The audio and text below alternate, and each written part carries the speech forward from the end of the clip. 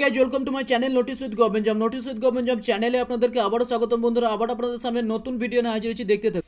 দেখুন বন্ধুরা কি বলছে, আজকের এই ভিডিওতে ঘোষণা হয়ে গেল 2019 লোকসভা ভোটের দিন কোথায়, কবে এবং কত দফায় ভোট হবে আপনাদের সামনে থাকবে এই নিয়ে আমার আলোচনা, এবং দেখতে থাকুন প্রথম থেকে নিয়ে শেষ পর্যন্ত। এবং যদি আপনি এই চ্যানেলে নতুন হয়ে থাকেন এবং এইরকম লেটেস্ট ভিডিওগুলির নোটিফিকেশন এবং বিভিন্ন ধরনের চাকরির নোটিফিকেশন এবং সবার প্রথমে আপনার ফোনে পেতে চান, তো অবশ্যই চ্যানেলটিকে সাবস্ক্রাইব করে পাশের বেল আইকন ট্যাপ করে দেবেন, তাহলে পেয়ে যাবেন বিভিন্ন ধরনের লেটেস্ট ভিডিওগুলির নোটিফিকেশন সবার প্রথমে।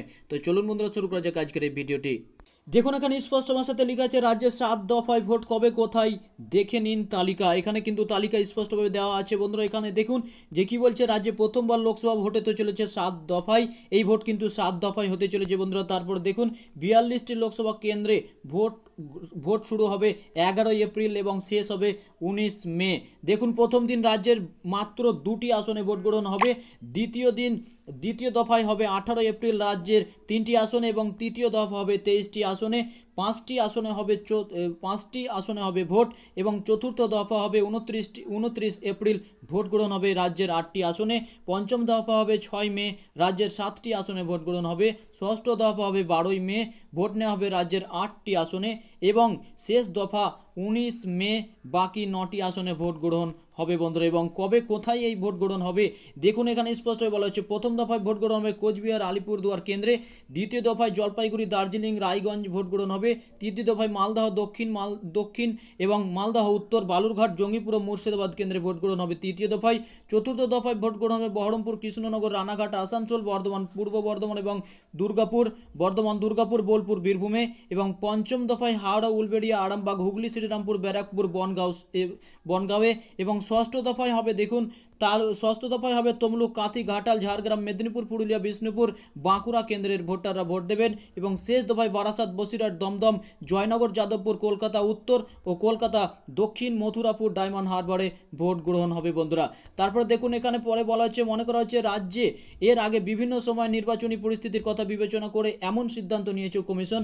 মুখ্য নির্বাচন কমিশনার সুনীল আরোরা জানিয়েছেন, ভোট পর্ব নিরাপদে সম্পন্ন করতে সর্বত্র পর্যাপ্ত পরিমাণে কেন্দ্রীয় বাহিনী মোতায়েন করার জন্য দফায় নির্বাচন ঘোষণা করা হয়েছে। এত দফায় 2014 সালে রাজ্যের 42টি আসনে 5 দফায় ভোট হয়েছিল, তাতে অশান্তি প্রাণহানির সংখ্যা কম ছিল না। পরবর্তী সময় অর্থাৎ পুরো ভোট, পঞ্চায়েত ভোট এবং বিধানসভা ভোটে অশান্তি সংঘর্ষের ঘটনা ঘটেছে রাজ্যের বিভিন্ন প্রান্তে।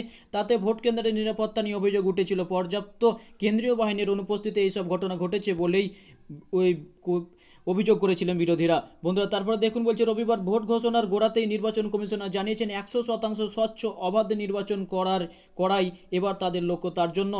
তার জন্য যে কোনো রকম ব্যবস্থা নিতে চায় কমিশন। রাজনৈতিক মহলের মতো কেন্দ্রের এ রাজ্যের আগেকার নির্বাচনী পরিস্থিতির কথা বিবেচনা করে স্পর্শকাতর বিভিন্ন জায়গাতে যথাযথ নিরাপত্তার ব্যবস্থা করতেই কমিশনের এই সিদ্ধান্ত।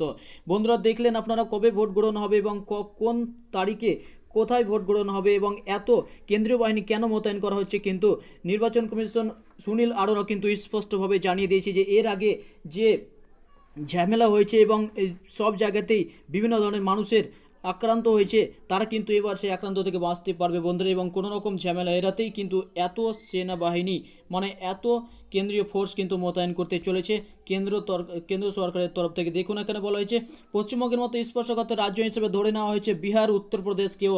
এই দুই রাজ্য একইভাবে 7 দফায় ভোট হবে।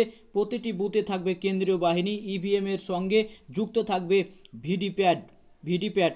এবং দেখুন তারপরে বলছে ভিভিপ্যাট যুক্ত থাকবে। এবং তারপর দেখুন এবছর ইভিএম দলীয় প্রতীক ছাড়াও থাকবে প্রার্থীদের নাম। ইভিএমে কিন্তু বন্ধুরা এবার প্রার্থীদের নামও কিন্তু থাকবে। সব মিলিয়ে রাজ্যে 42টি, বিহারে 40টি, উত্তরপ্রদেশে 80টি আসনে অবাধ সুষ্ঠু ও যথাযথ নিরাপত্তার সঙ্গে ভোট গ্রহণ করতে বদ্ধপরিকর জাতীয় নির্বাচন কমিশন।